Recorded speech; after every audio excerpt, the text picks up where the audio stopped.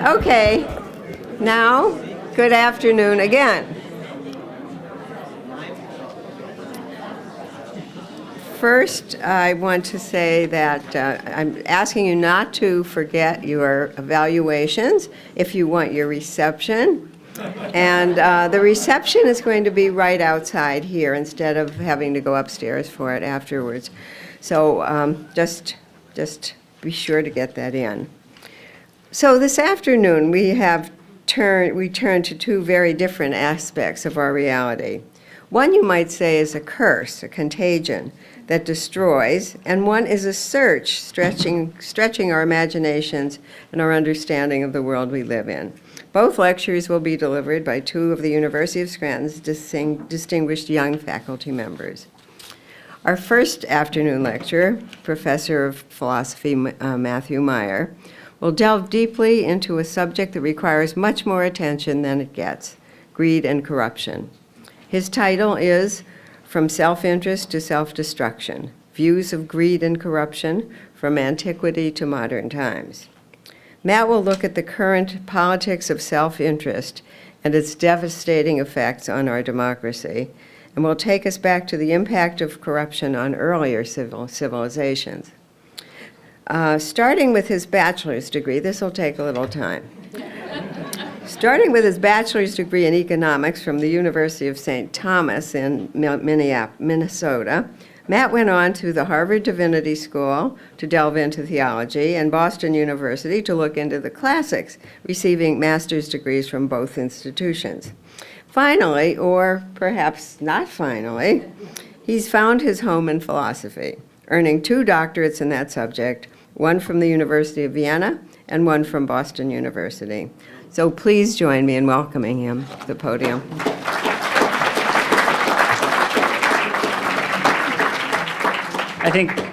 Thank you, Sandra, for that introduction. I think after you hear that, you'll think that accuse me of greed for academic degrees. But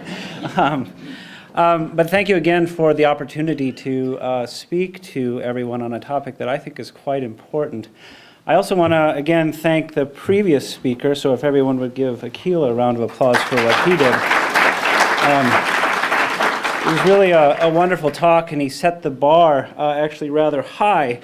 So I figured that my job is to sufficiently lower that so the speaker after me can get over it. So that's what I'll take my task today to be. Akil also talked about his tie.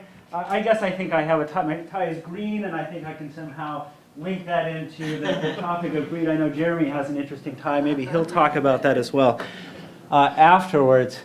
As Sandra mentioned, as you can see, the topic of my talk is self-interest to self-destruction, views of greed and corruption from antiquity to modern times.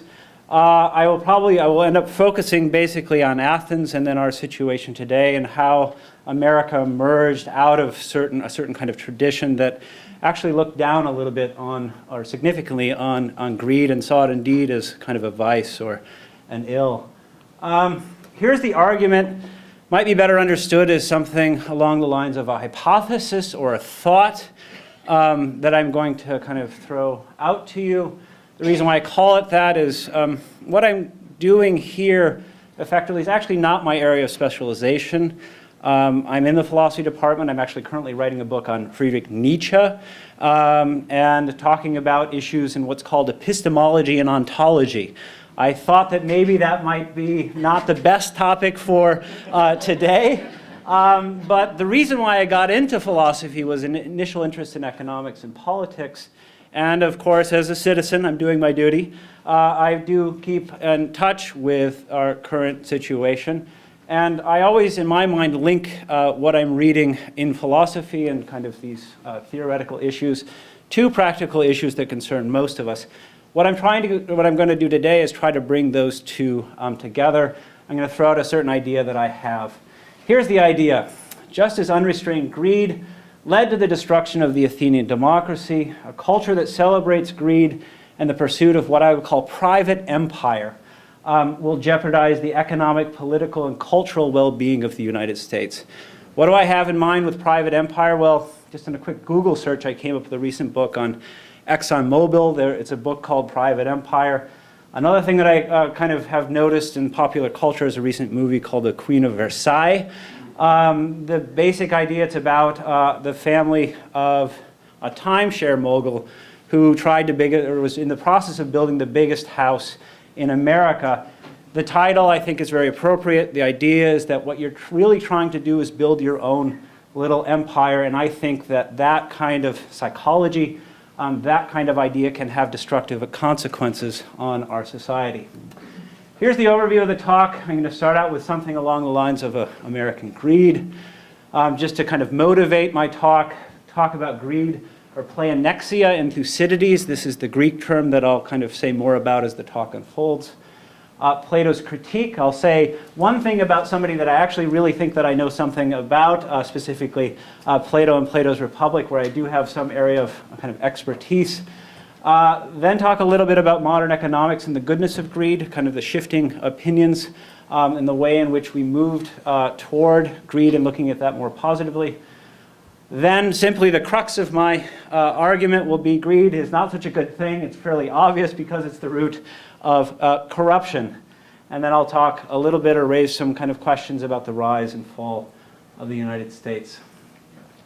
What I wanted to do initially is kind of motivate my talk in a way that was responding to the current kind of political debates. One way of motivating that was to pick on certain candidates who say certain things that seem to be kind of praising very much the lust for or the desire for something like private empire.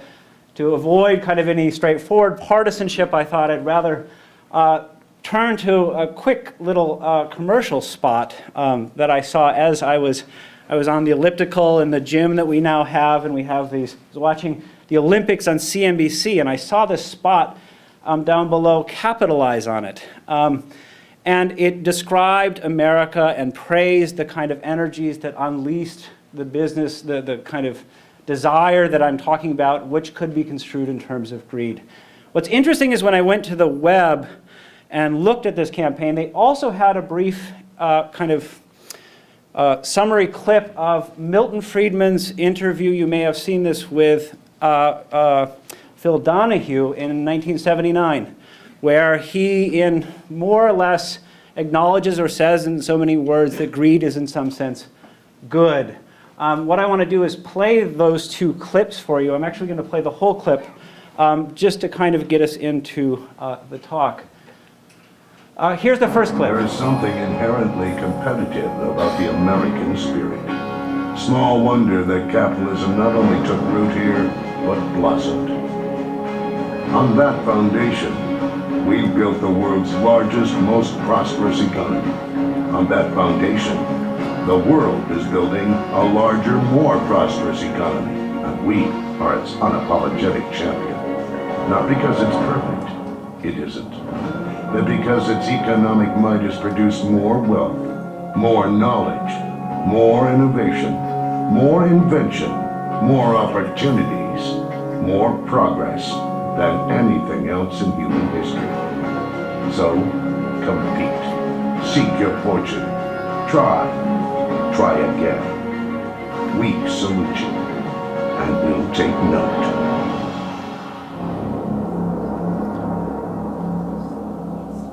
So there's the first clip. Two things that I'll say, just two brief words that will come up later in the talk to kind of look forward to what I'll be talking about.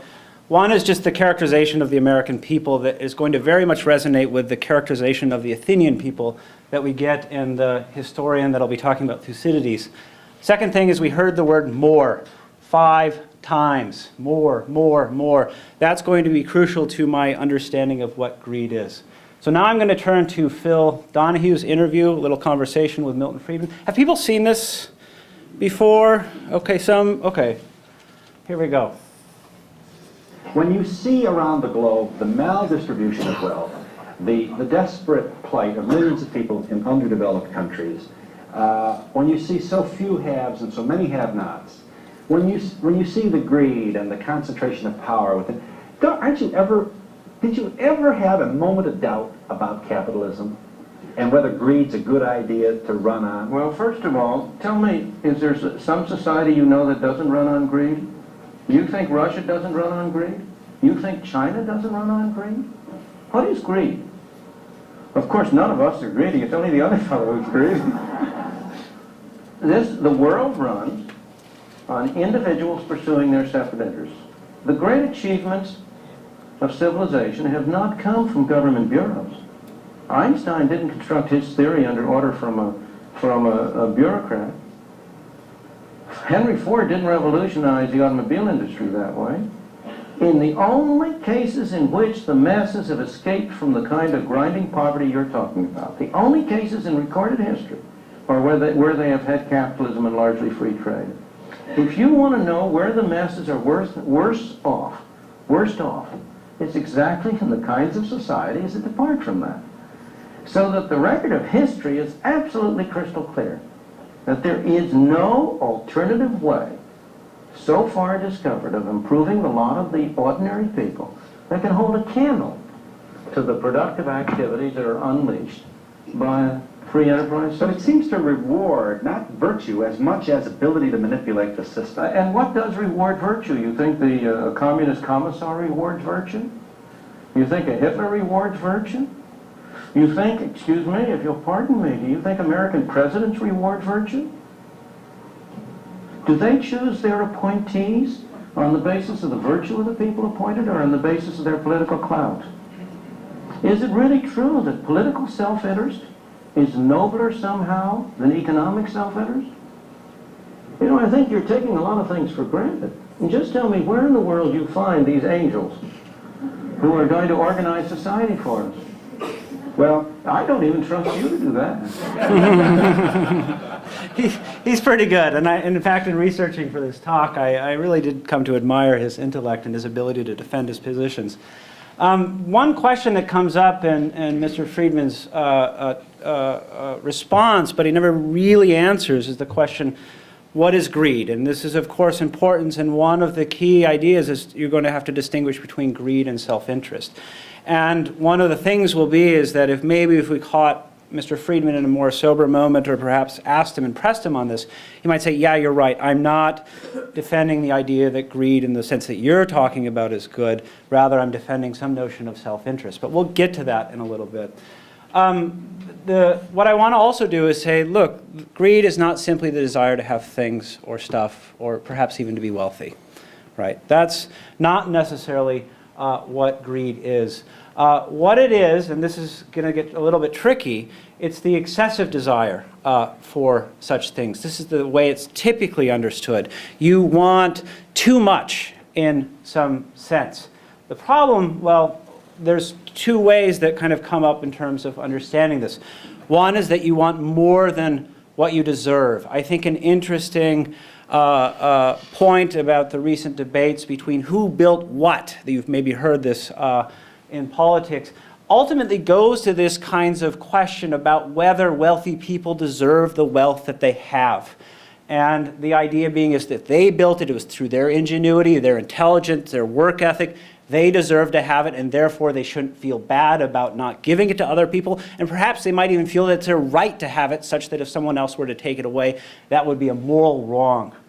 The other way is simply the idea that it's desiring more than one needs. The idea is that a greedy person is someone who, we all have a certain set of needs. We all need things in order to survive. And we say a greedy person is one who wants more than what they really need. Problem with both of these, and the why I have a question mark there, is it ultimately comes down to what is it that I really need, and what is it that I really deserve? And that becomes a very kind of contentious issue. I need 3 cars. I need a big home. I need a home 3 times bigger than my parents. I need 3 homes that are 3 times bigger than my parents. And I really do need them because look at this and this and this.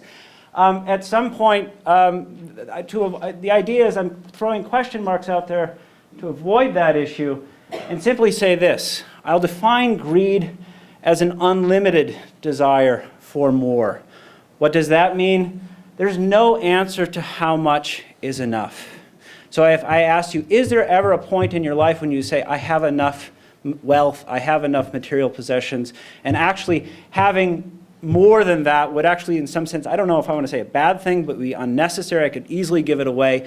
If you say that there's no kind of end point to that, you're a greedy person or you have a greedy psychology. By defining it in that way, what this does, it allows me to link this idea to a Greek concept, namely pleonexia.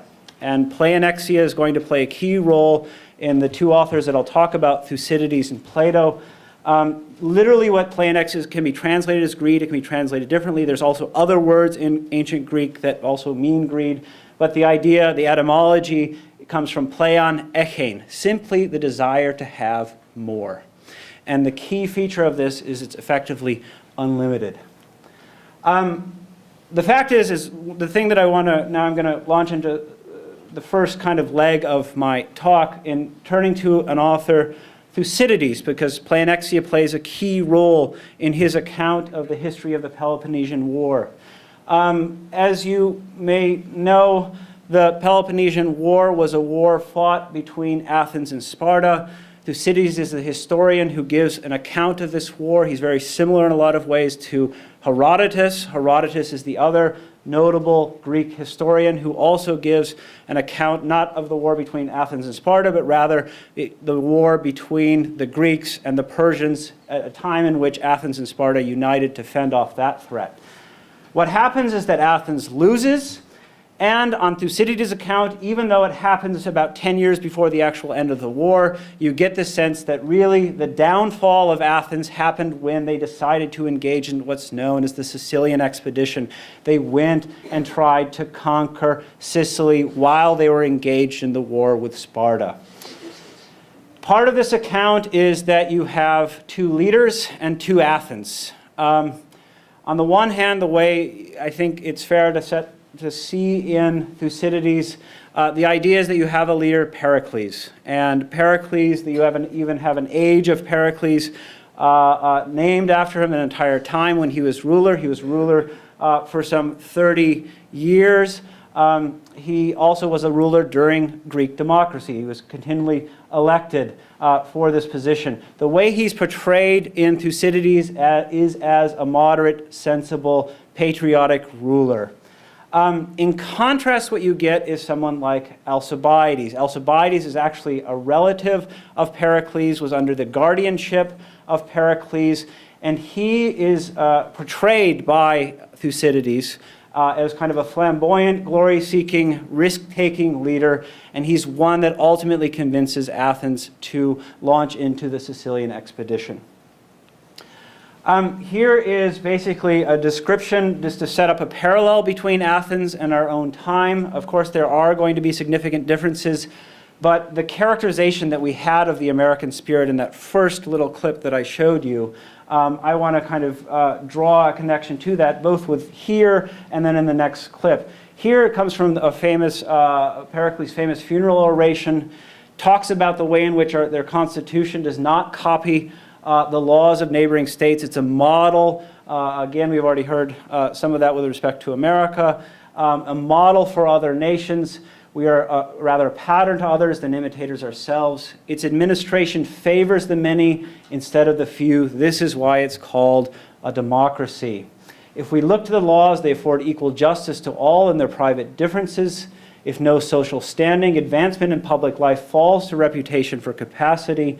Class considerations not being allowed to interfere with merit. And there's this meritocratic democracy, a meritocracy and a democracy.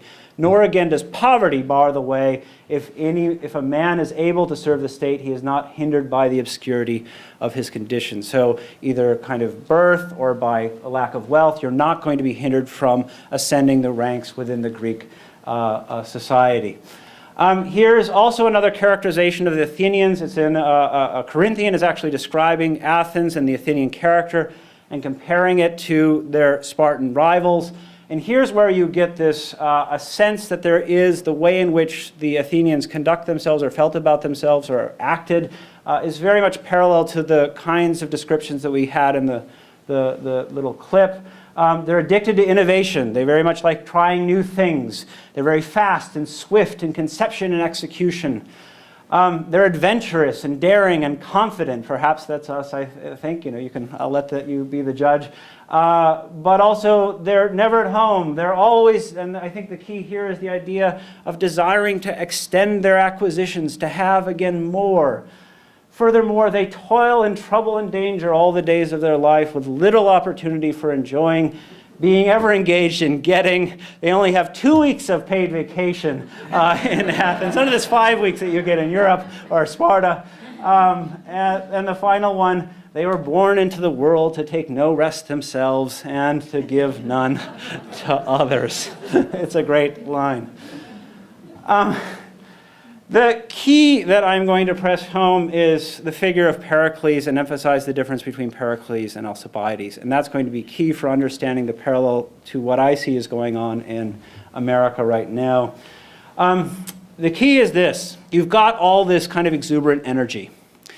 Pericles is the individual who moderates, channels, and directs this energy with some kind of sensibility. And I use the term, he grew the business slowly, and can be understood as it is an empire. It is an empire, and I'll talk about that just at the beginning, but he's growing it slowly, not overextending its reach. This is what Alcibiades gets them to do. He's a kind of embodiment of rationality in relation to these kind of irrational or exuberant desires. He also does this as he transforms perhaps what could be private energies for personal acquisition into a notion of the common good, at least the common good as it relates to Athens. He encourages Athenians to be lovers of their city. So the private desire for more is translated into a desire for Athenian glory, the group.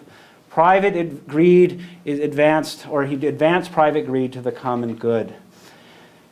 The reason why he was able to do this is because he himself was not in the game for personal enrichment, at least according to Thucydides and how he describes it. He's rather in the game for the success of the whole. And it's because of this he can get others to be dedicated to serving the city and not necessarily serving themselves. It should be noted, and here's a little note I put down here, however, his service to others was so that others could serve Athens. I think that's a really important kind of note, that what they're doing is that they're channeling these patriotic energies so that Athens can go out and expand its power and influence primarily through war. What I'm going to talk about now is the rise and fall of Athens, and fairly briefly. But the idea is that what you have is a recipe for Athenian greatness. On the one hand, is you have, if you could call it greedy or industrious, these energies that characterize the people on the one hand, and in this case, an individual who's able to channel, perhaps moderate, direct, some kind of rational force behind it that produces in some way some notion of a public good. So private energies are channeled into a public good. The recipe for Athenian destruction, the problem is that the leadership of Athens itself becomes greedy. The desire for private acquisitions, at least this is the way Thucydides kind of sets it up, is something that takes over the individual who gets in power. Pericles' love of country is replaced with a love of self. What that moderation and reason are supplanted by the idea of risking the welfare of the country for personal glory and personal gain. Athens becomes a means to Alcibiades' personal enrichment and quest for glory. That's not true with Pericles. Here's a description that you get from Thucydides of Alcibiades' ambition. By far the warmest advocate of the Sicilian expedition was Alcibiades, who was exceedingly ambitious of a command by which he hoped to reduce Sicily, and personally to gain in wealth and reputation by means of his success. There it is explicitly. For the position he held among citizens led him to indulge tastes beyond what his real means would bear. So there's this distinction between how much he thinks that he needs, his desires are growing, and they outstrip the means that he has for satisfying those desires. It's precisely when you get this gap between what you want to have and what you can attain legitimately that you begin engaging in activity that can be destructive for the larger society. And there it is explicitly. And this later on had not little to do with the ruin of Athens. The downfall of Athens is Alcibiades and the Sicilian expedition. Here's Alcibiades. He's trying to rouse support among the people for attacking Sicily. And here's where this notion of pleonexia comes right in. We cannot fix the exact point at which our empire shall stop. There's no limit to how big this will grow. There's no time when we say enough's enough. We've got enough. Instead, in fact, and here's the eerie feature of it, is that you get into this, what you almost call a logic of empire. An empire that needs to expand in order to survive. We have reached a position in which we must not be content with retaining what we have, but must scheme to extend it, for if we cease to rule others, well, we shall be in danger of ruining ourselves. You almost get into a situation in which you find yourself playing a game in which you need to grow in order to survive, and if you don't, you're going to die. Everyone falls. Here's this notion of falling in love. Eros is a term that comes up with the enterprise. It's almost, again, this unleashing of perhaps a non-rational desire. Pericles urges Athens to be lovers of their city. What Alcibiades does is urge the people to be lovers of further acquisition and conquest. What this also does, unleashing this enthusiasm, this is something we hear quite often, with this enthusiasm of the majority, the few that did not like it feared to appear unpatriotic by holding up their hands against it, and so kept quiet. What's Thucydides' point? I don't know. It's the simple answer. Specifically, you can draw a lesson from Thucydides, but what is Thucydides as the historian trying to tell you? Is he telling you something along the lines that he's seeking a return to Pericles and the days of Pericles, somehow downplaying the significance or really casting aspersions against Alcibiades? Is he just trying to tell us a lesson for the future, or is it simply a kind of mere description of the events that happened? It could also be, and this is an interesting feature, it could also be a tale of tragic necessity. The idea being that what makes you great is what ultimately leads to your downfall. The very energies that got Athens to be the empire that it was were, when they kind of developed over time, something that led to its very demise. Now what I want to do is here's a brief note. I'm going to make the transition from Thucydides, and I'm going to bring him up, and we're going to get into kind of contemporary thinking on the issue. Plato's critique of greed or pleonexia. Plato is a figure, a philosopher that comes not too long after Thucydides. He writes a famous book called The Republic. Some people have argued that the Republic is the second most important text in Western history, right behind the Bible. What is important to note about this work, and this is where the way in which my own kind of philosophical interests tie into questions that are very much related to debates going on today, is that it's an outright attack on this notion of pleonexia. It's an attempt to stop the logic of empire, to stop the logic of greed, to kind of argue, first of all, that it leads to political misery.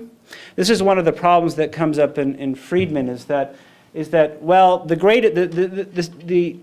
ideal that we want to achieve, in some sense, for a very selfish person, is to make sure that everyone else in here is not greedy, but at the end of the day that I ultimately am greedy, so I can in some way manipulate the system for my own good. So all of you obey the laws, but I'm not going to. That's the ideal, and he's trying to argue against why you wouldn't buy into that ideal. On the one hand, the idea is that that's a recipe for political misery, but also the interesting thing and the important thing, it's a recipe for personal misery. He has a certain understanding of what the human being is about, and the idea is that these desires for kind of extended acquisition of material things ultimately cause you to forget what is most human about you. You become yourself a miserable person. This gets picked up, and it's a very kind of short little point, but this feeds into the idea and supports the idea that you find in Christianity and what Sandra mentioned at the beginning of our talk. Greed is understood as one of the 7 deadly sins.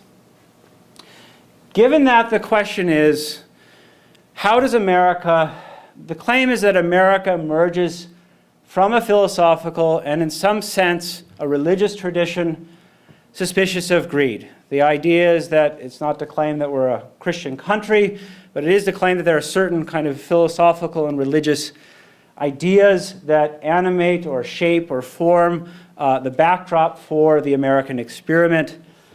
And the question is that how do you move from that condemnation of greed in the tradition to a point where you can have people celebrating it? On the one hand, here we have Aquinas saying that greed leads us. The problem with greed, why is it a deadly sin? This is St. Thomas Aquinas. Why is it a deadly sin? It causes us to condemn things eternal for the sake of the things temporal. You can give a secularized spin on this. If you're obsessed with the acquisition of expanding your private empire, what will happen is you'll forget the things in life that are truly important, perhaps things that make you really be human. What is one of those things that you find in Antiquity? I would say what you forget or what you lose if you get engaged in this business is you lose leisure.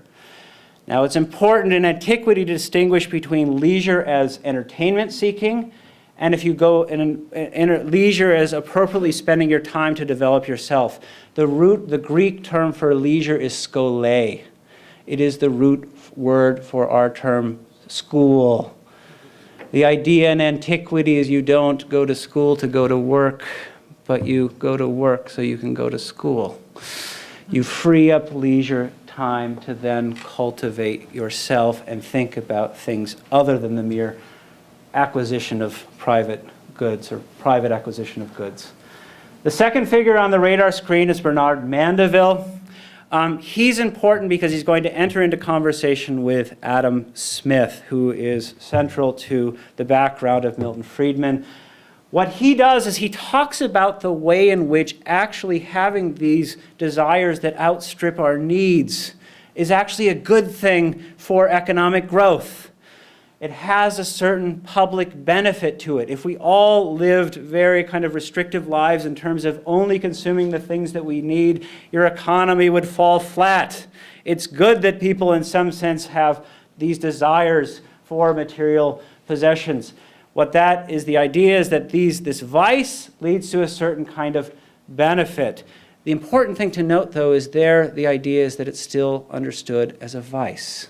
It's still understood as a vice, even though it has these positive effects. What happens is that there's a gradual change.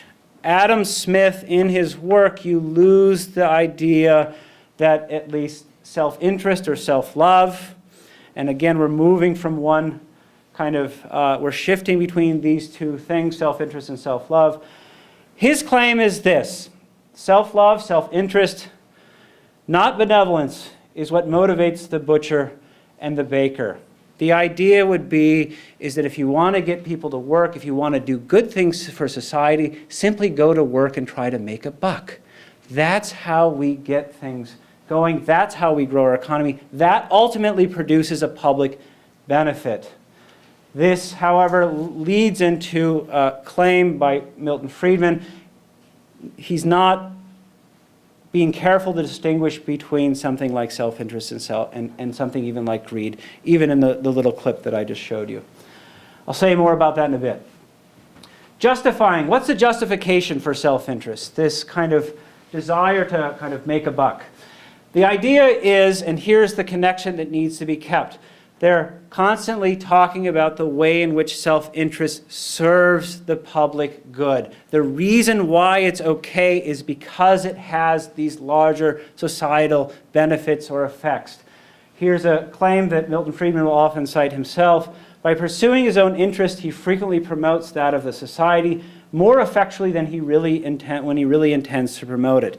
In other words, you often do the world more good if you just get a job and go out and try again to earn some money than if you sit around trying to coordinate things or trying to promote the good in a way that is somehow distinct from or independent of your own private interest. Smith, however, what he does is that he's always ready to temper his talk about self-interest. He doesn't praise it, and he doesn't praise it unequivocally. or unqualifiedly. It's constantly linked to this notion of public good. The second thing is that one thing to note about Adam Smith, he's also a moral philosopher. He's also a moral philosopher. It's a really great book that I would urge anyone who has the leisure to look at it, A Theory of Moral Sentiments.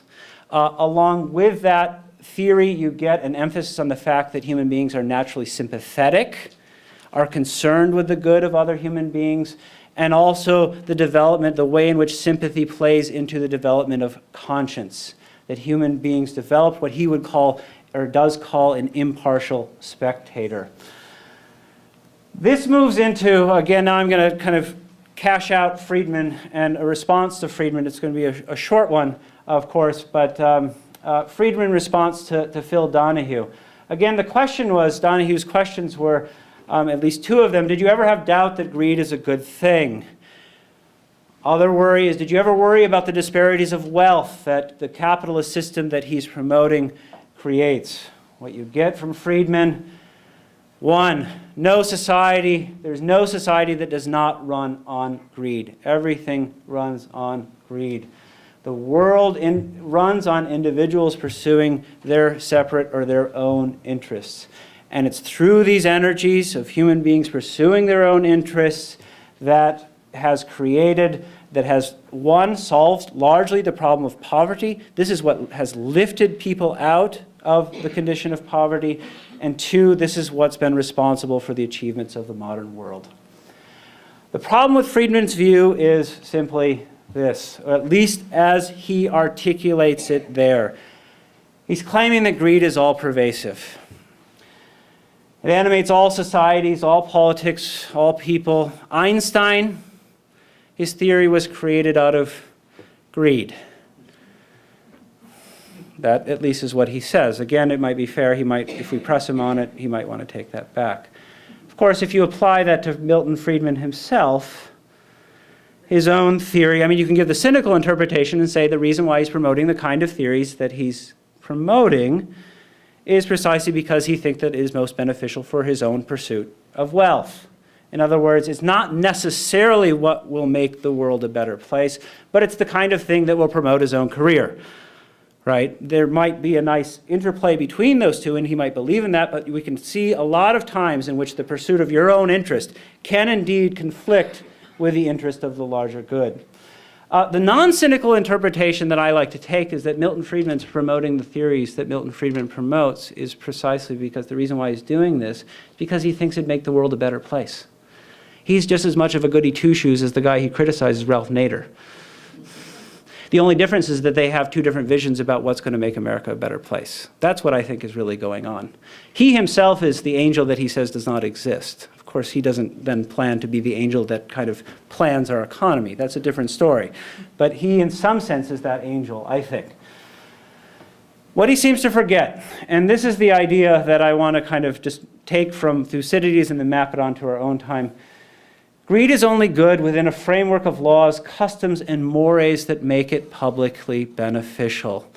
What we're doing is we start out with this idea that self-interest is a great thing, but what you need is a framework and a series of customs. The Greek word for this, all those words, laws, customs, mores, it's one word, nomoi. And I even think about Achilles. You have what is the written constitution and then the unwritten constitution. That's what we're talking about. You have certain laws that are explicit, a framework that's laid down, written, but then you also have certain kind of customs and moral sensibilities that are there that put a cap or restrict or limit or direct these kinds of energies. That's what is so important. That's what allows us, when we pursue our kind of dreams, even in the business sphere, if you have that in place, it will produce the kind of public benefit that they're championing. The problem with greed is precisely this. It is the thing that begins to chip away at these very nomoi, these mores, customs, and laws. And as this is the thing, and again, this is where I back off and say I'm not an expert on Milton Friedman, or somebody, Ayn Rand is another person that gets brought in. This is the main problem that I have with both of those thinkers. once you start telling me that selfishness is a good thing, I don't see any real reason in their theories as to why I should stop at a certain point that says, no, I shouldn't manipulate the system in order to satisfy that selfishness or self-interest, right? Where's the breaking point? For Plato, the idea, he'll give you a very lengthy, I guess maybe I shouldn't go into it, but he'll give you a lengthy response as to why you shouldn't be engaged in that activity. But that's largely absent from their work.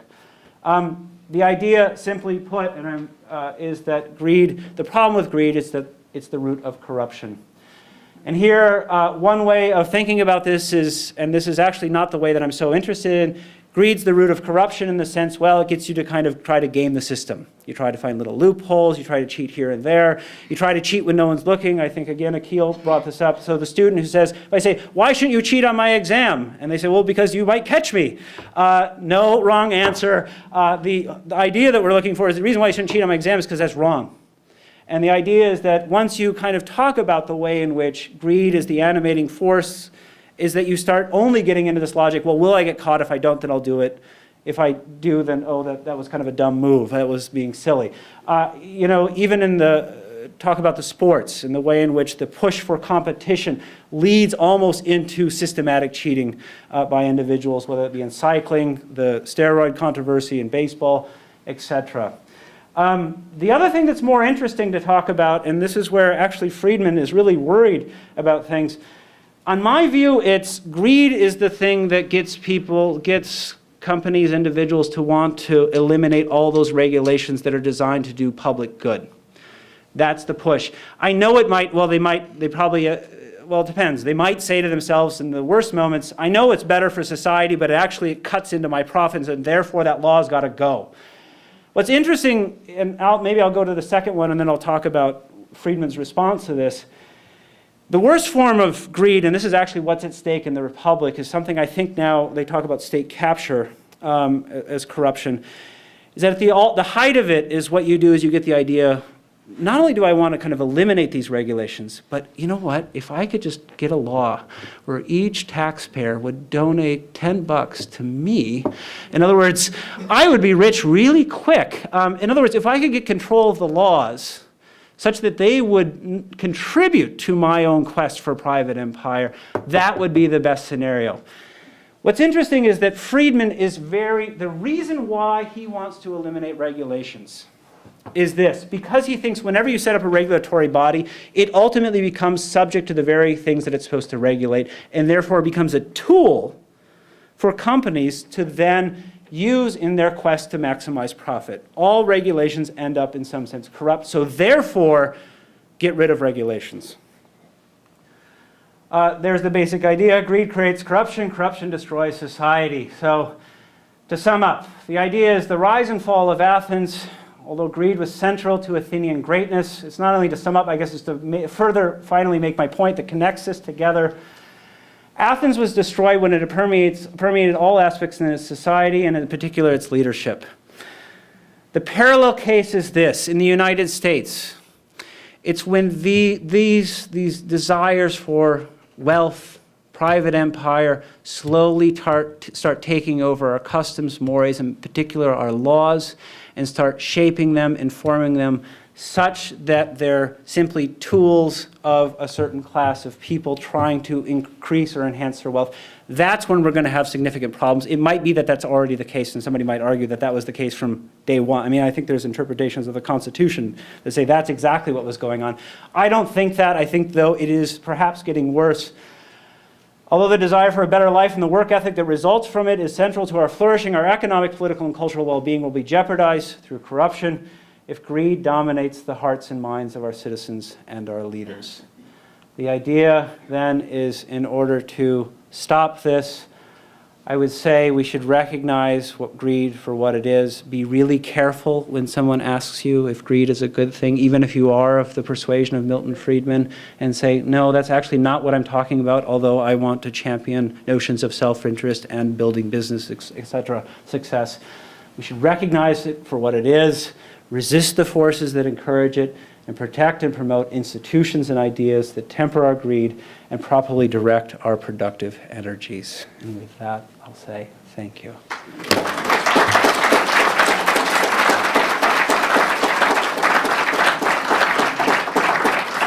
So is that, oh yeah, there we go. I guess I'll take questions, yeah.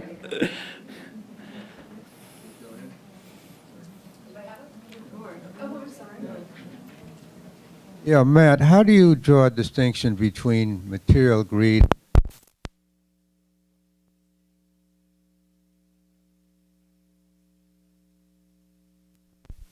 Nope. Should I wait for, perhaps I should wait. Yeah, it's fine. What's the question so I can think about it? Try it again. You should be okay. Hello, Yeah, you're on. Sandra, what are we having for dinner? Oh yeah, we just have to,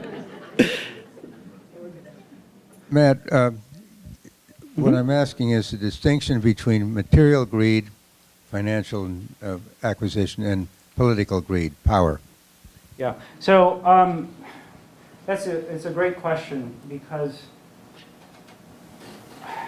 psychologically, I mean, there is a distinction. One, obviously, is one you desire to have more money, and the other one you desire to have more power. I don't know if there's a strict, at least psychologically, a strict distinction that one can make. In the sense that if you want, on the one hand, you can think of money as power. You can also think, if you're thinking in terms of political power is what you're thinking of? You know, the idea is that money is a certain form of power. With money, I can control or kind of get people to do the kinds of things that I want because they all need money. Political power, the idea on the greedy psychology is the idea is that that becomes the means to, again, getting people to kind of do what I want. That could be through the acquisition of more money, but that could also be the tool in itself. Is there something, I guess maybe, is there a reason why to make that distinction successfully? Or why we should make that or try to make that distinction? Is there something more that motivates the question, I guess? Well, I guess it is in terms of motivation. Are there different motivations based upon what greed pattern you're pursuing? Yeah. So I think the idea is that my main concern, well, let me just kind of try to tie this into some of the thoughts that I have. I don't think we're in such a dire situation where if I ask somebody, why do you go into politics? Why do you want political power? And that they would immediately say, well, or at least think to themselves, well, the point is to get rich.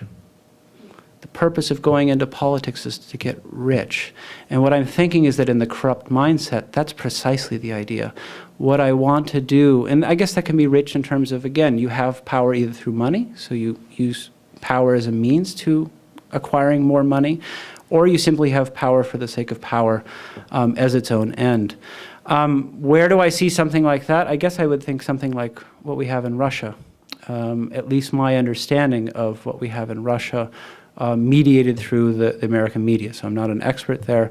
But the idea, again, is that what we want to do is take control of the state in order to enrich ourselves. That was the idea of Alcibiades. Let's make decisions for the state, risk-taking decisions that ultimately lead to the demise of the state, because I'm interested in using that state as a means to my own wealth and my own glory.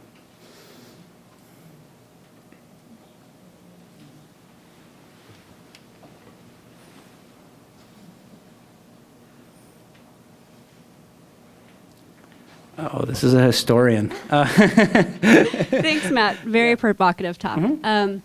I wanted to ask about Pericles, the love of the city. Mm-hmm. Could nationalism be an antidote for greed? And I think it's a scary question, especially post-World War II, for a place like Germany where, nationalism got out of control with Nazism. But isn't that sort of what Pericles was about, the love of the city? Yes, and I'm not recommending the Periclean model. What I'm simply saying, so the idea, and this is why I was emphasizing the fact that what Pericles was about was a kind of communal greed.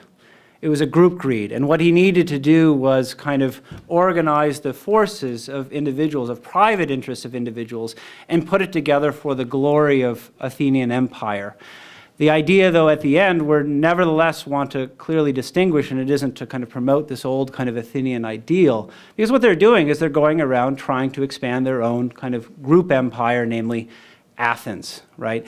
The role that Pericles, the kind of parallel that I'm trying to draw, is that you have in its leadership something that is an individual who is interested in in the Athenian understanding of some notion of the common good as a person. And what I'm suggesting is that the parallel to that in America is some sort of framework, not necessarily a person. We need some really great savior to save us from all these greedy people. We need a non-greedy person.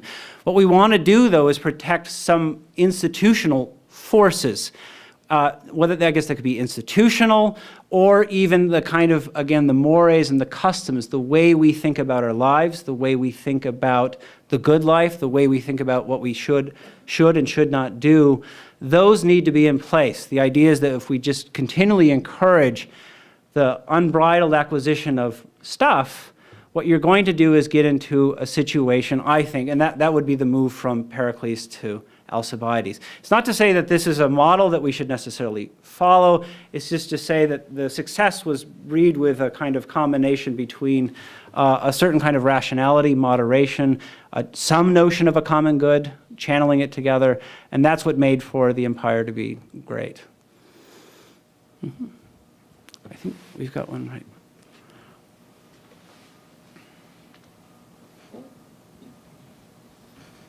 Matt, looking at the day, one of the things that didn't get mentioned this morning about the criticism of the West of Islam is that an awful lot of theorists from Islam come here to the U.S.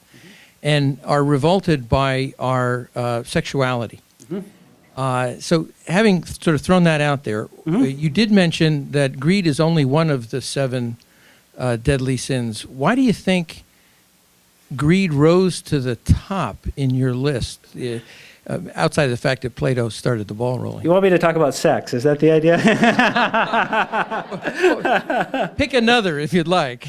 Oh, so, no, I mean, pride, the problem with pride, it goes back to this notion of desert. That's the cornerstone of all the deadly sins in Aquinas. Why?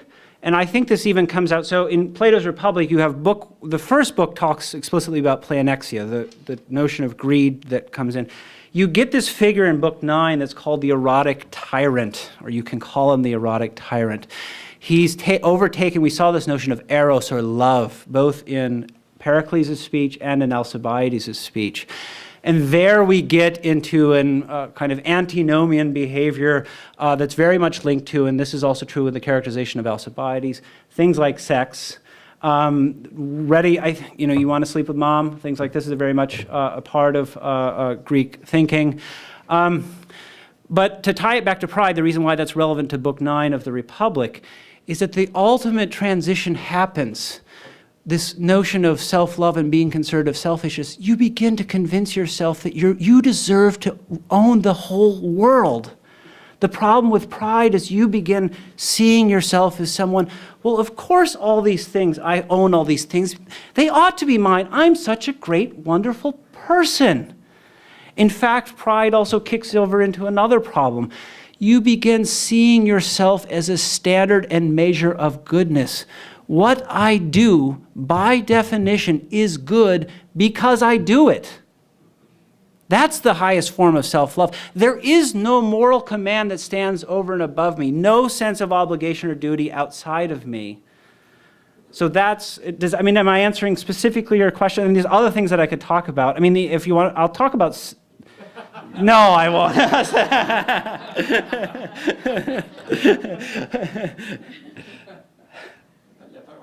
Yeah. Matt, you mentioned state capture. Yeah. Now, isn't that what happened in Pennsylvania with the gas industry? Should I say yeah? Yes. No, because well, can I throw it back to you? I'm new to the area, and I don't know enough about the specific situation. But do you think it's a matter of state capture? To a large extent, yes. The current governor and his administration basically have taken a position that, unlike any other state with natural gas, we won't tax this industry. Yeah. They have given directives to environmental protection agents to take a different approach to the enforcement of regulations. They are trying to change those regulations Yep. to make it much easier and therefore cheaper for the extraction of gas and therefore increase the profits. If that's what's happening, yeah. If that's what's happening, yes. I mean, again, the highest form of corruption is, you think of corruption as like the mafia. Like there's a set of rules that say you can't do it, and if you do it, you get punished. And what you're trying to do is constantly kind of avoid punishment. What you get out of Plato's Republic is the highest form of corruption, at least for Plato. Of course, the opposing view doesn't see it as corruption. They simply see that's the way the world works. Might makes right is the understanding of what justice is. But the idea, to go back to the point, that's precisely the concern of educating individuals or telling individuals in our society, encouraging them to win at all costs. You mean even the cost of the environment? Yes, of course. At the cost of anything, we've got to win. And that's the problem with this kind of unrestrained promotion of this mentality of kind of, win whatever you can, do anything you can, take steroids in order to kind of do what you need to do, etc. That's the concern. It could very well be a case. And change the rules so that what was illegal suddenly is not.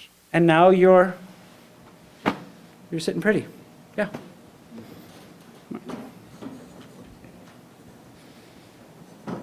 I could talk about a lot of things. What is apparent to me in looking at these things is how well the side of greed controls the argument and how well they control the information. I mean, Phil Donahue was no match for Milton Friedman. Yep. He couldn't come back and ask him, for instance, would it have been better that Henry Ford not pay his workers $5 a day and empowered them and taken the greedy stand? Or would we have a better America if John D. Rockefeller's monopolies rather than Teddy Roosevelt's trust busting had not taken place? Or Jonas Salk had kept the patent on the polio vaccine rather than not do that? And that gets, I guess, into morality. But the question I want to ask you is, as an academic, are you seeing the same trend that I'm seeing in the corruption of academia, the buying of academics, where the Koch brothers have chairs out there, where you see it in medical journals where they're getting professors to sign off on research that was really done by the companies and having to retract things. We have the School for Law and Economics, but there's no law, morality, and economics, things like that.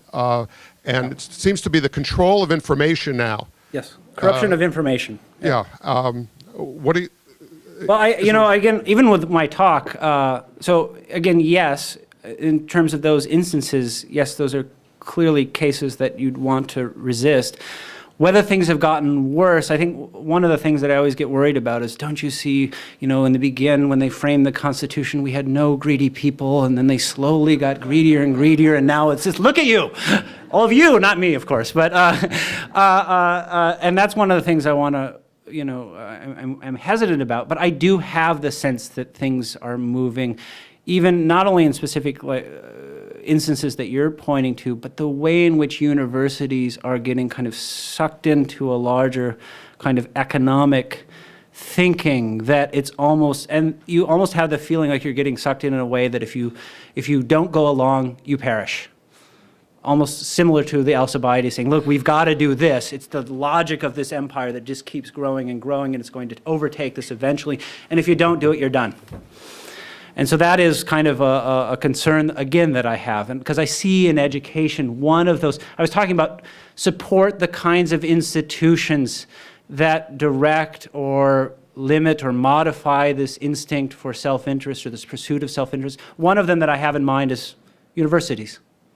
And if those get taken over by people, by an understanding that only sees the world in terms of the pursuit of self-interest and perhaps greed, you're really in trouble. There's no brakes left, and I think that's a major concern. So thank you for the question. There's something... I'm not done yet? No, I'm kidding.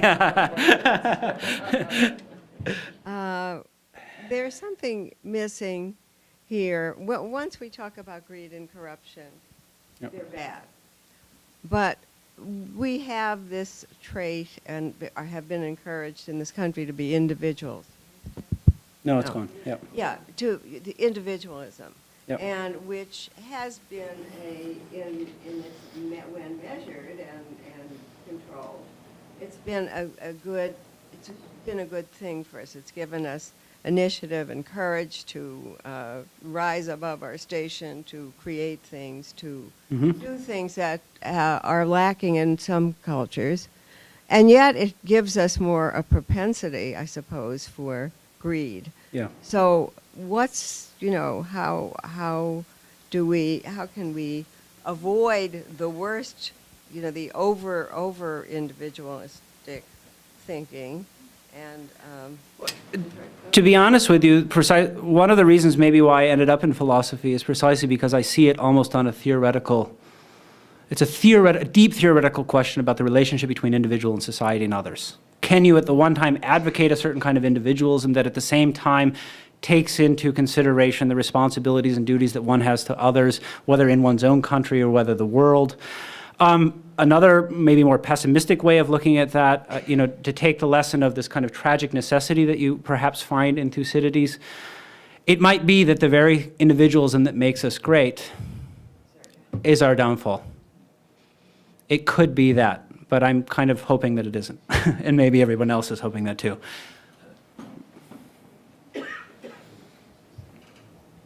To Sandra's point, there's a fascinating book written by a professor of psychiatry at Johns Hopkins called The Hypomanic Gene. Mm-hmm.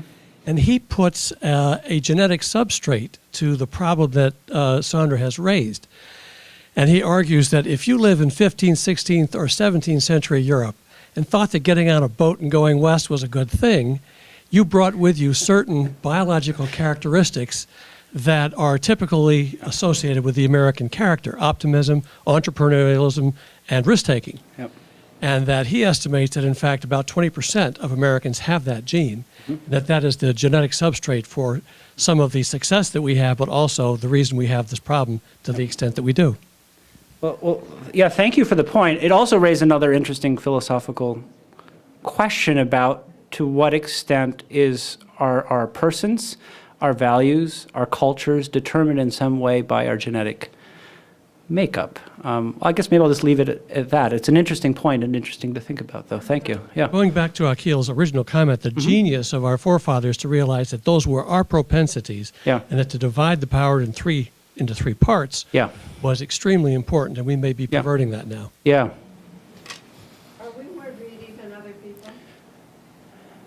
Yeah. I mean, I lived in Europe for a while. Greedy in the sense of having these dreams for the Palace of Versailles, to recreate it. I think in Florida is where it is. I don't know. Yeah, I didn't meet too many people over there who were planning that.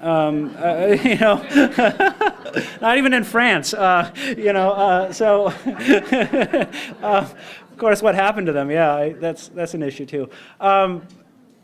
That's my sense, but again, I always worry. You come out, you have this feeling when you read this and you read that, and it's just a feeling, or is it legitimated? I didn't bring out statistical evidence to show this. Yeah, so I'm always kind of shed a skeptical eye on those kinds of claims, but yeah. You didn't compare our form of government. Where's the microphone? Okay, I thought it was coming from, yeah. Yeah. Odd, right? Yeah. You didn't compare our government in any way to what was happening in Athens and to Pericles. Yeah. There are some people that no longer believe that we have a democracy, that we have what we call corporatized government. Yeah. And that kind of greed is gradually taking over because of the amounts of money that are paid by corporations to people who run for office. Do you see this in any way as the beginning, or actually it's here, the downfall of our democracy, as it was the downfall of Athens? That's precisely the idea, is that you have some sort of state capture is what that would be. Again, the idea that greed motivates you to try to take control of the political process to enrich yourself. I'll leave it as an open question as to how, I don't even know how I want to say how far along down the line, because that suggests that this is historical, inevitable kind of progress, and in 20 years it's going to even be worse. But yeah, there's certainly a good chunk of it. Or I feel that that's a significant issue. Specifically, I guess lobbying always comes up in my thinking, that's just what it is. You have special interests trying to manipulate the system. Maybe not in all cases of lobbying, probably not in all cases of lobbying. I don't know enough about the lobbying industry, but in my own kind of thoughts as citizen, not as expert, lobbying comes up in my mind as this kind of, as something that's happening or encouraging that kind of phenomena.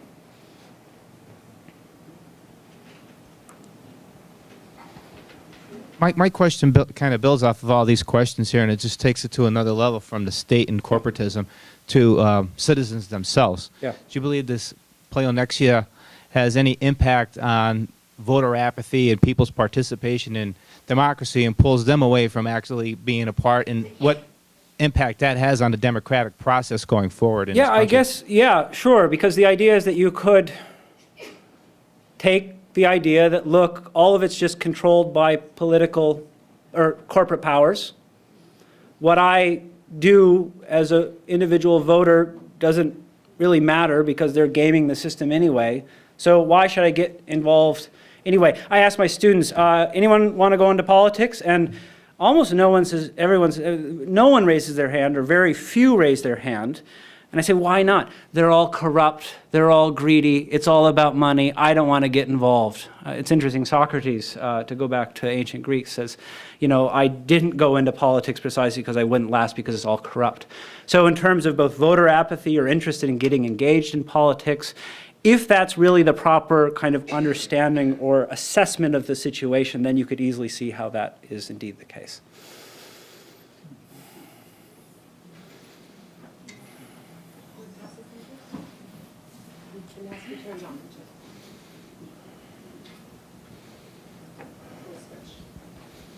Getting back to the prior question to you raised about corruption in government, and we learned today that greed undermines morals and laws, customs, eliminates regulations. What's your take on the elimination or the tearing apart of the Glass-Steagall Act? That was the New Deal legislation to try to corral corruption in banking and business, and President George H. Bush and President Clinton both eliminated those barriers with the Glass-Steagall Act. What's your take on that? Well, it seems from a so I don't have expertise in that area, but it seems like, is the idea that that is what then precipitated the housing crisis? Down into well, this would be a perfect example, perhaps exactly. Contra Friedman. Again, Friedman's idea is that all regulation is a form of corruption or a potential form of corruption, or in the end it becomes a form of state capture. And I've actually heard people of Friedman's persuasion that says, why the housing crisis happened is because there's too much regulation. Well, that's what he would say. There's too much regulation and government involvement. You wouldn't have had that happen. Maybe there's a case that could be made for it. Right, but you wouldn't have had that happen had you not had government getting involved in the housing market in the first place. They perhaps cite the incentives for homeowners and things like this. That never would have happened if they wouldn't have gotten involved. I'm not of that persuasion, but if you want to, I think one should lend a sympathetic, an ear, at least hear what's being said, because they're also anti-corruption. That's a key thing. Friedman is completely anti-corruption, right? And it's just an empirical question as to whether these regulations eliminating these regulations will somehow make you a less corrupt society. I don't buy it for a second, I guess, but as I say it right now. But yeah. And the thing is with our government, Republicans were saying that our government is expanding, and Obama was saying to kind of correct that elimination of the Glass-Steagall regulations, we'll have to get a watchdog for the SEC. Yeah. So SEC, now it's a blow to bureaucracy because obviously they didn't do their job. Yeah. So, and how do we know that the it's- next, it's I mean, this is the runner-up. real problem, and this is why I say it starts on the ground with forming, in some way, the hearts and minds and souls of our students and our young citizens, because if you come out of here and you move into the world with the mentality, don't cheat because you're going to get caught, or only, simply avoid cheating because you're going to get caught, or the risk of punishment. That kind of mentality, if it moves into positions of power, will cause unending headaches. Because who do you turn to? Well, this, regulatory body is corrupt, so we need another regulatory body in order to control the corruption of them. Well, you don't have anyone to turn to who's not corrupt, who's not going to regulate the corrupted regulatory bodies, who then have to regulate the business who are striving to make as much money as they can. It's a real problem, and that's the problem that I'm kind of addressing and speaking to. Yeah.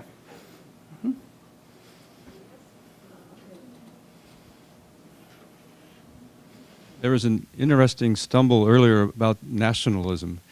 Not a stumble exactly, but... Oh, she made it explicit, yeah.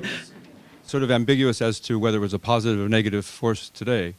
And it seems to me that our outlook does have to be international now. That Yes. we can't any longer be just a city-state comfortably locked in our walls, or even a nation. We have to be more international, and international in our focus on education in terms of morality. I'm not sure how forceful the education of our kids is in that area. I would have completely, we're actually, Sandra, we're trying. Sandra and I are teaching a class that will culminate, you actually have a student in the class right behind you, not to make her embarrassed, but that will culminate in some discussion. It's on the notion of democratic citizenship, and it combines philosophical thinking with what it means to be a citizen in a democracy.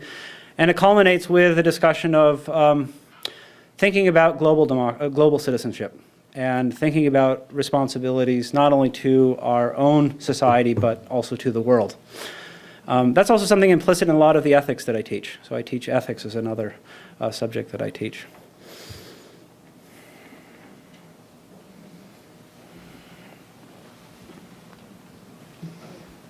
I'm wondering, since you're in education and seeing the young people now, with the thought with this, my husband and I have been in education for a long time, mostly he, but I along with him. But the students seem to be showing an interest in not wanting to be involved in maybe where their parents were or some before them, because we have seen this attitude. And you're asking here the question, can our institutions instill such an attitude in their constituents of moving away from this? Yeah. Do you see this with the students today, say right here at the U, Yeah. where they don't want to just have it all me and I? They want to do more with the U and others and the group, but because they have a larger focus than just the greed part. Yeah, so I haven't been here long enough. I was on the other side for so long as a student. I haven't been here long enough to make a comparative. Like there was, students back then in the 90s and then now, and there's certainly no kind of significant resistance to the kinds of ideas and that I'm suggesting to the students that they might want to take seriously, in the sense that they take it as a kind of guide to their lives. I don't look at them and think it's all just kind of in them, I guess, going to hell, if I want to use that word, and precisely what we're trying to do. I mean, one of the things to think about when you hear Ayn Rand come up, this emphasis on selfishness. One of the things that we do here is we try to train men and women for others. Those two ideas are completely opposed to each other. If Randists got a hold of our society, they could charge us with corrupting the youth, which was a charge leveled against Socrates way back when. Then again, that being said, maybe to throw a little bit of skepticism on it, or a little bit more of a, if that's the worry, I mean, presupposing that kind of, let's say, Randist understanding of self and world is a real problem for our society. What I do find is that students, when they become politically active oftentimes gravitate a little bit, they seem to be gravitating more, like the political radicals on campus are the Randists. They're the ones, it's not, you know, be a hippie, it's now kind of embrace this kind of understanding. But again, that's just my own perception and feeling from being in a campus for 2 years at a specific institution. But it's a good question. I guess I'll keep my eye on it, you know. It'll be interesting to see how this unfolds. Can I just do it about 2 days?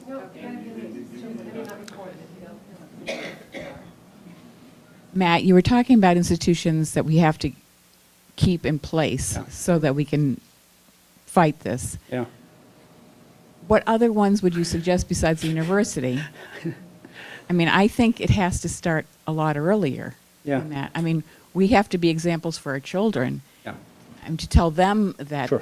you know, a success doesn't mean, you know, if you're a success, it doesn't necessarily mean that you earn the most money. There's other ways of understanding success. Right. I would agree. And so it wouldn't be, again, it would be kind of laws, customs, institutions, mores, and that would be more along the line with the understanding that's given at home and within the community. One of the things that you could point to is religious institutions. One of the real concerns that I have is I feel like some of the religious I'll stay with some of the versions of Christianity that I hear out there today are, all you've done is move toward this kind of gospel of selfishness and then thrown God on top of it. And that is precisely what I think creates maybe a false divide in our society between kind of atheism on the one hand and being concerned with things like human rights and care for other human beings, and then on the other you get more of the theological kind of support of kind of aggressive economic kind of theories or aggressive capitalism that supports this kind of idea of private empire and et cetera, et cetera. I still think religion could play that kind of role as well. There are certainly other institutions around. I was thinking about it and I kind of veered away from that idea because can you think of, does anything come to the top? Well, I was thinking about it as you were talking, and I think our generations have to be converted. Yeah. Because we have to teach our children. Yeah. We're starting with grandchildren. Yeah. We have, I had a call from my grandson this morning. Yeah. He asked me if I'd gotten the toy that he wanted. Yeah. And, I have to talk to him about, this isn't the only thing, we have to talk about. Yes. You have to, and, it's not just his mother or father who has to talk to him. Yeah. It's his relationship with me has to be based on a real, a better sense of what values he should have in relation to, just his and my relationship, but certainly his greater family, his community, what his responsibilities are. Yeah. I'm trying to tie it to his performance in school, so he won't have to go to the principal's office. Of course, the home is certainly an important place. Of course, one of the things is that if the home understands success as material acquisition and equates those two, it's not going to come from there. In fact, it might be reinforced. Yeah. In fact, it might be reinforced such that if the child encounters certain institutions that tell them, no, be a man and woman for others, the child says, oh my gosh, I'm being corrupted, and runs away, right? This is completely contrary to everything that I've been taught at home. So no doubt that in the home is an important place, but it does presuppose that you have people who, and I guess maybe one of the purposes behind the talk, recognize that just telling your children that unrestrained quest for success, it ain't the way to go. It's okay, as Sandra was emphasizing, individualism, desire to strive and desire to achieve. That's good, but you also have something beyond the self. You have responsibilities beyond yourself. You have restraints on that activity. That's important. Yeah. I think in a way, the message should be strive for your dreams, not strive for things. Yeah, and you're right. So just changing, it's not just strive for a lot of stuff, but don't break the rules. Right. And that's the point of something, not just Plato. I mean, it runs throughout much of the tradition, philosophical, religious traditions. It's turning yourself away. Acquiring material things is important, but there's a limit to it. And once you've reached that limit, you can now direct your energies to something other than the mere expansion and acquisition of those things. And that's an important message that runs throughout the tradition. And it might be that you shouldn't even think of acquiring positions as your first. Yeah, well, Try and. Yes. Yes. We've been married a long time. So. That was great, Matt. One thing that comes to mind is when I see Milton Friedman, there was all these images on that CNBC thing, which I'd love to see again. Yeah. One thing that I actually noticed in those clips, I noticed one, there's 2 points. Steve Jobs, and people I think have different intuitions about Steve Jobs, and who they think maybe made the world sort of better and more interesting in an Athenian way. You know, the new thing, Apple 5, versus other people who may have made as much money or more, who are resented because it didn't seem to improve the rest of our lives. That was kind of interesting. So that's a point for Milton Friedman, that some people make money, actually improve the lives of others, but maybe not others. See, that's what he misses. Yep.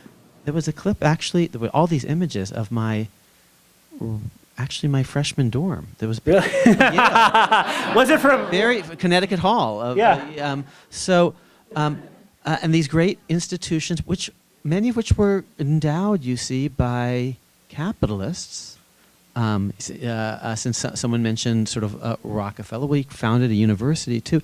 So Friedman was talking before this very interesting kind of revolution in the last 20 years of the philanthropic revolution. Yep. A pure Friedmanite might say, well, make as much money as you can because that's how you can offer the most to the public good, is just by making as much money as you can. John Wesley said, make as much money as you can and give it all away. And the way in which some people now, they spent a lot of money, spent a lot of time in the first half of their career actually acquiring a lot of stuff, and then they're trying to think very intelligently, and it requires a lot of intelligence about giving it all away, about how to spend that wisely, not on themselves, but others. And Friedman is actually talking before the philanthropic revolution that I think has been very interesting in the last 20 years. Well, that would certainly, thank you for the point. That would certainly go into the larger idea of, remember, I define greed at the beginning as simply, you reach a point where you say, that's enough. And I think the philanthropic revolution is precisely predicated on that idea. Look, I've got enough. I can start shedding some of this wealth. And I can start doing it in ways that could be, hopefully, in intelligent and smart ways that actually produce some benefit. Not only the benefit that was produced in perhaps making the money. Of course, it's real easy to do that when you point to like Facebook and you point to Apple, things like that. I think it might be, I don't know, it might be harder when I point to Exxon. Right, it's interesting how you hold up these particular capital, but a lot of it's in money manipulation and also just taking over natural resources, possessing those, and draining the world of those and making a buck off of it. So that's one point to keep in mind. A gut response, and I don't have the answer, maybe that's anti-democratic though. One thing is that a lot of times that those, and we had the gentleman has left, but I'll fund your institution. And it kind of comes even if they don't make it explicit with strings. And also, what would be so bad, it kind of, in some sense, subverts the democratic process. What would be so bad if we tax that money and decided as a community how to spend that wealth? Somehow the government doesn't get it. I'm smart enough to figure out where it needs to go. And that's why I get really angry when they try to tax the millions of billions of dollars that I have. So I guess that's my thought, but thank you for the question. Thank you, Matt. So thank you. I